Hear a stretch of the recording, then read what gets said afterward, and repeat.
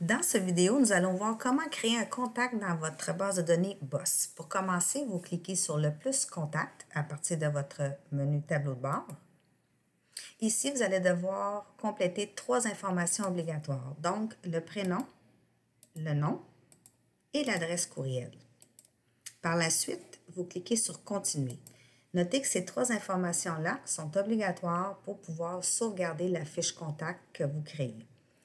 Ensuite, à l'étape 2, le consentement pour communication, vous allez devoir choisir quel type de consentement vous avez de la part de cette personne-là. Donc, est-ce que c'est un consentement qui est exprès, un consentement tacite ou tout simplement pas de consentement? Pour les différents types de consentement, je vous invite à consulter l'information ou la documentation que vous retrouvez sur le site pour la loi canadienne anti-pourriel. Si vous indiquez qu'il n'y a pas de consentement dans cette fiche-ci, notez que cette personne ne recevra aucune communication de votre part via le système. Quand vous avez fini de compléter l'étape 2, vous cliquez sur Continuer et à l'étape 3, le système vous demande de valider l'information avant de sauvegarder la fiche contact que vous venez de créer. Lorsque vous sauvegardez, vous allez voir à l'écran la fiche contact beaucoup plus en détail. C'est-à-dire que si vous avez d'autres informations à rentrer dans la fiche contact, comme par exemple la date de naissance, le numéro cellulaire de cette personne-là, le type de poste qu'il occupe, le type d'emploi, vous allez pouvoir faire toute l'entrée de données ici.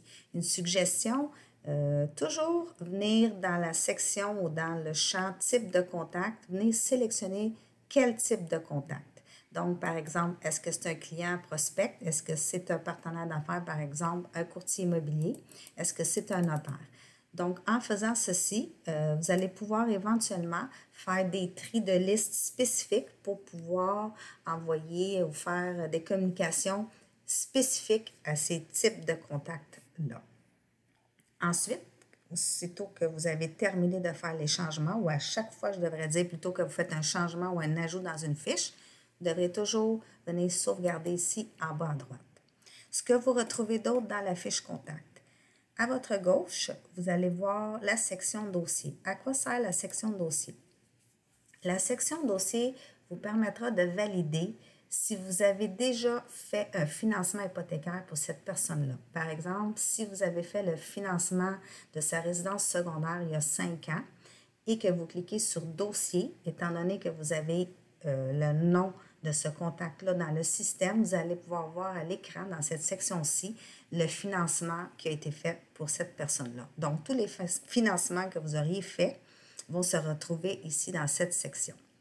À même la fiche contact, vous avez la possibilité de créer directement un dossier, c'est-à-dire en cliquant sur le plus dossier ici. Ce que ça va faire, le dossier va apparaître à l'écran et toute l'information que vous aurez rentrée dans votre fiche contact au préalable va se retrouver dans les champs du dossier. Bien important, avant de quitter le dossier, de cliquer sur le plus « Créer une première fois » pour pouvoir être en mesure de sauvegarder ce dossier-là.